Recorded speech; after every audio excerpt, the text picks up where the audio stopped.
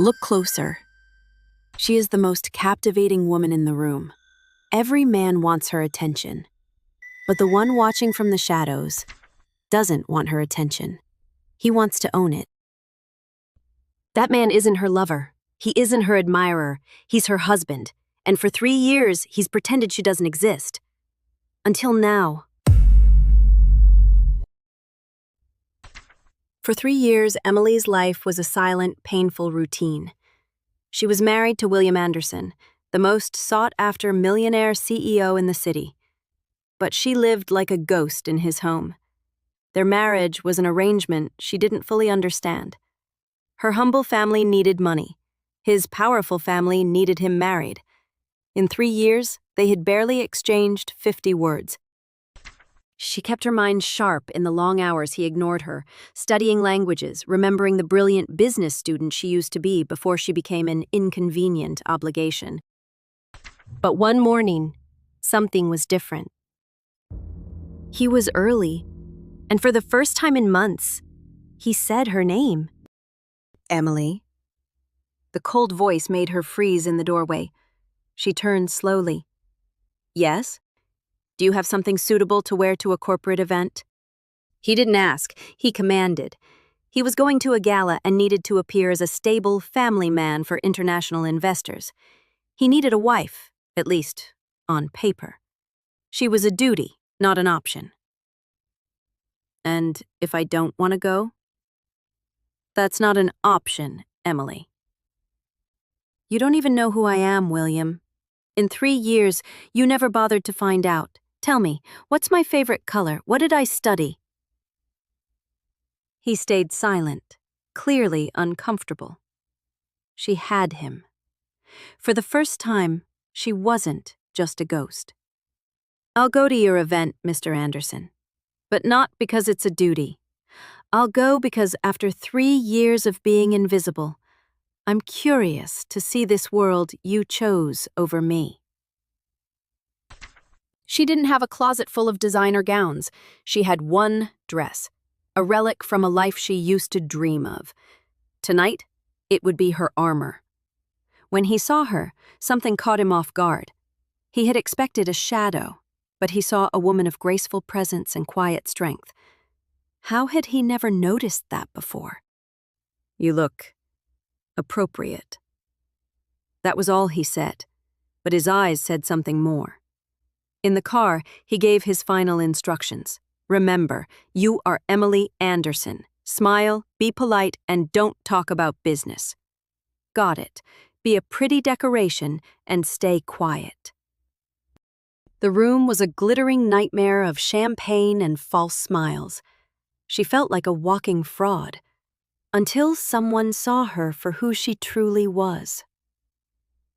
I finally get to meet the mysterious wife. Richard Thompson. It's a real pleasure, Emily. Richard was an international investor, and unlike everyone else, he was interested in her. He asked about her life. Do you speak any other languages, Emily? Yes, I speak French and Spanish fluently.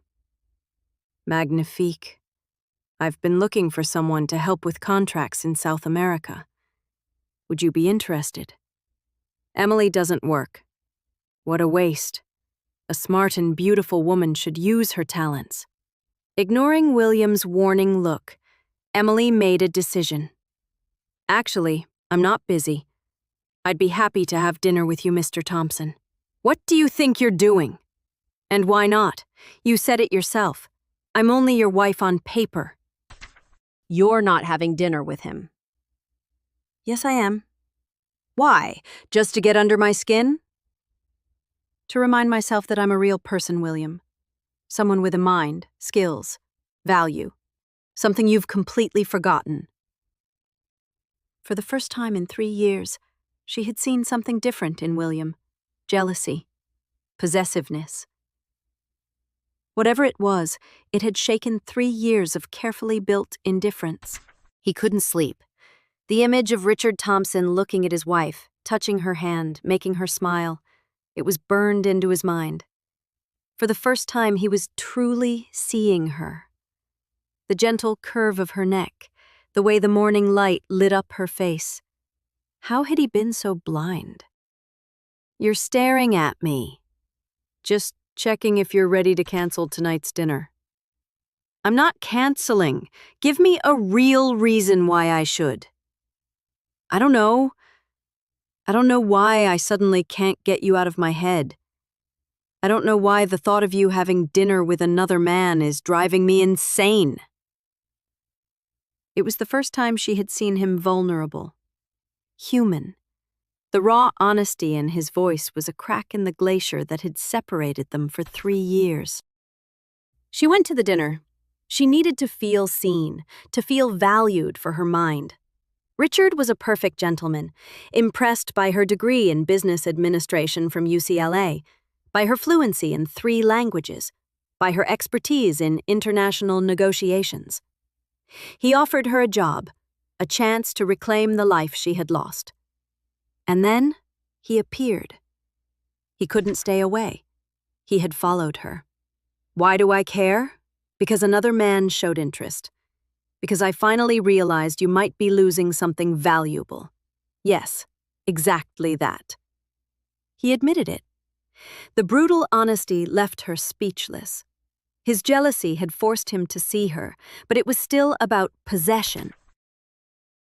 Later that night, the full truth came out. She wasn't just a bride in an arranged marriage. She was the price. "You sold your daughter for $2 million. I didn't know the details. I didn't realize how much it cost you. In 3 years, I never asked." But then came the confession that changed everything. "Why now?" "Because seeing another man want you made me realize that I want you too. And that terrifies me." The truth was out. The pain, the lies, the years of silence. But in the wreckage of their arrangement, something new was beginning to grow. He started to court her, not as an obligation, but as the woman he was terrified of losing. He was learning how to be a husband. She was learning how to trust again. He offered her a real partnership, not just at home, but at Anderson Enterprises, valuing the skills he had ignored for so long. 3 years of marriage without even touching her. Until the millionaire decided to claim his wife and discovered he had to win her heart.